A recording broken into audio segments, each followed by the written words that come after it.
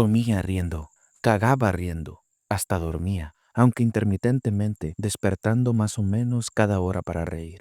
En el caso de algunos de mis colegas, él era la única parte entretenida de sus días, pero a mí me aterrorizaba. Esto probablemente se debía a que yo era el nuevo, el técnico psiquiátrico novato, que aún creía que podía marcar la diferencia.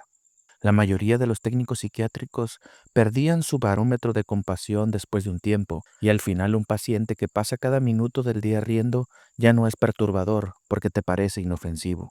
También me aterraba porque, por alguna razón inexplicable, había algo que me parecía familiar en él. Hasta este día, mi familia aún no entiende exactamente de qué trata mi rol como técnico psiquiátrico. Es simple: evitar que los locos maten a otros o a sí mismos. ¿Pero qué es lo que hacía todo el día? Pues a veces me sentaba en una silla observando a algunos desquiciados pasar recostados en la cama de una habitación pequeña, y si se agitaban, le pondría seguro a la puerta. A veces dirigía la hora artística y pintábamos o trabajábamos con papel maché. A veces colocaba un video de yoga para la hora de ejercicio, y a veces inmovilizaba a los psicóticos maniáticos para que mis colegas pudieran colocarles las ataduras y que la enfermera pudiera inyectar los 2 miligramos de lorazepam. Nunca me acostumbré a ello, pero me seguía importando, y por esa razón solo duré un año. El hombre riente me sacó a risas de ese pabellón de casos agudos. Permítanme explicar esto. No hay mucho que sea gracioso sobre la enfermedad mental, y no es mi intención ser insensible o frívolo acerca de la psicosis y de cómo puede destruir al individuo y su familia. Pero para mis colegas, o al menos para muchos de ellos, a eso se reducían estos pacientes: psicóticos, locos, maniáticos. Traté de verlos como personas, pues lo son, y su enfermedad no es lo único que los define. Pero en el pabellón de casos agudos, su enfermedad se encuentra en pleno apogeo, y es el único lado de los técnicos psiquiátricos como yo podemos ver. En su mayoría, eran pacientes bipolares en la cumbre de su fase maníaca o esquizofrénicos teniendo un colapso mental. El sujeto riente, a quien llamaré Aarón, era un esquizofrénico de 50 y pocos años, con una forma atípica de catatonía. La mayoría de los esquizofrénicos catatónicos permanecen sentados e inmóviles, viendo a la nada por días sin comer o dormir. Recuerdo un paciente de ahí que se quedaba parado en el centro de una habitación conservando una postura imposible por muchos días. Cuando su catatonía sucedía, el paciente explicaba que, durante esos momentos de parálisis, creía plenamente que el mundo iba a terminar si se movía. Pero en el caso de Aarón, según me explicó su psiquiatra, algunos catatónicos no se quedan inmóviles, sino que perpetúan movimientos o acciones repetitivas sin propósito, y la expresión catatónica de Aarón era reírse sin parar. Aarón había estado entrando y saliendo del pabellón psiquiátrico por años, alternando entre el hospital psiquiátrico estatal y el hospital local, pues había algunas estipulaciones legales que no permitían quedarse a largo plazo en un solo entorno. Más adelante descubrí que se debía a que ningún centro podía aguantar su risa por más de unos meses. Cuando empecé mi trabajo, Aarón ya había pasado en ese pabellón psiquiátrico por más de 3 meses, pero, según los técnicos psiquiátricos más veteranos, se había estado riendo de esa forma por 10 años. Como mencioné, la mayoría de los técnicos psiquiátricos les parecía entretenido, y más de una vez vi a uno de los técnicos poniendo su brazo alrededor de Aarón, riéndose de él, burlándose de la manera en que su risa aguda, casi chirriante, ahogaba nerviosamente cualquier otra conversación de la habitación. Pero Aarón no les hacía caso cuando hacían eso. Sus ojos miraban directamente a través de cualquiera que lo viera, y no dejaba de dar vueltas cuando un técnico trataba de agarrarlo, como si hubiese un motor dentro de él que nunca se apagaba. Se pasaba todo el día dando vueltas de esa forma, y para hacer que comiera, teníamos que caminar a su lado colocando pedacitos de comida en su boca mientras andábamos. Le calendarizábamos pausas para ir al baño cada hora para que no tuviéramos que cambiar su ropa, y esto funcionaba la mitad de las veces. En todo momento se reía con su risa frenética y penetrante. Me gratinaba los oídos. Apenas una semana después de haber llegado ahí, me angustiaba tener que subir al elevador y ser recibido por su risa incesante mientras entraba en ese pabellón psiquiátrico abismal. Aarón no fue el paciente más atemorizante que tuve durante ese año, o las historias que podía contar, pero quizás sí fue el más extraño, incluso el más trágico y ciertamente el más personal.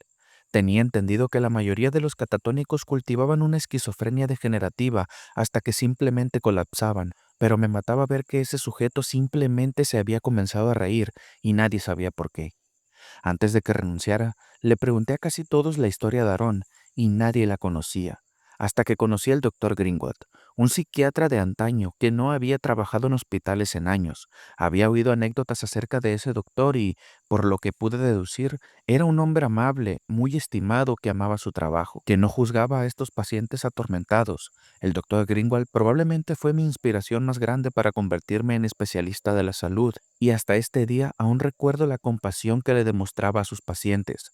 Las enfermeras más viejas lo amaban, y cuando descubrieron que se iba a tomar un descanso de su clínica privada para hacer rondas ocasionales en el pabellón de casos agudos, todos estaban emocionados. Conocer al doctor Greenwald incluso superó mis expectativas y admiro cómo valoraba cada interacción, preocupándose genuinamente por cada persona frente a él, hasta de los técnicos psiquiátricos insignificantes como yo.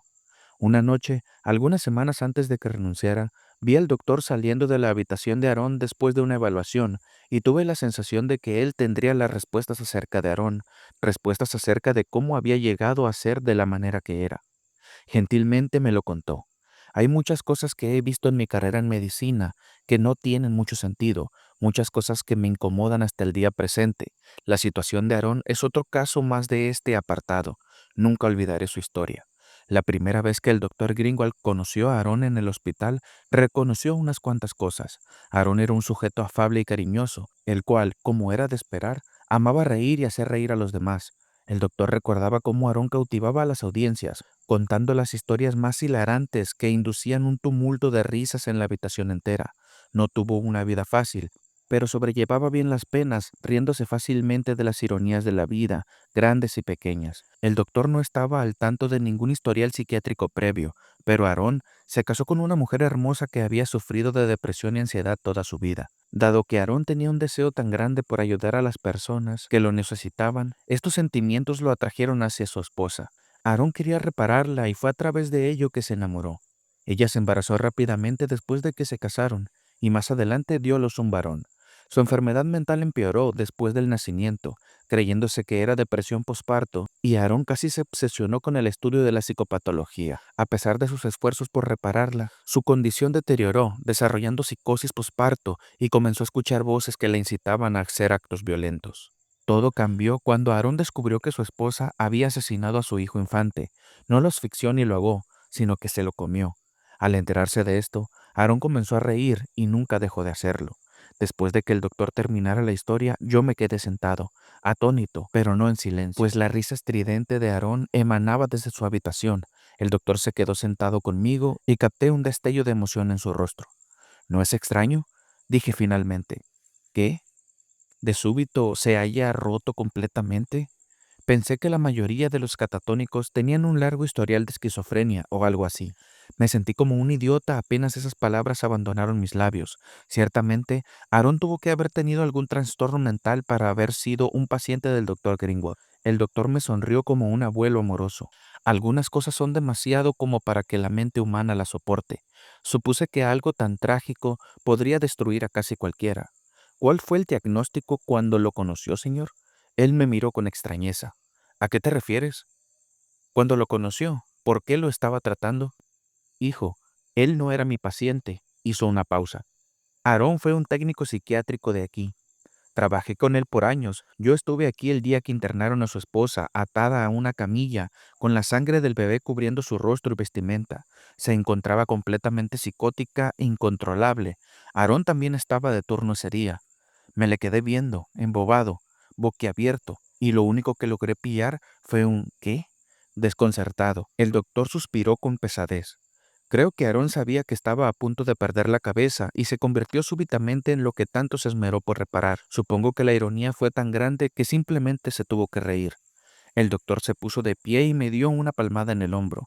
Se había quedado por más tiempo de lo que pretendía, y yo me puse de pie lentamente viendo cómo se alejaba.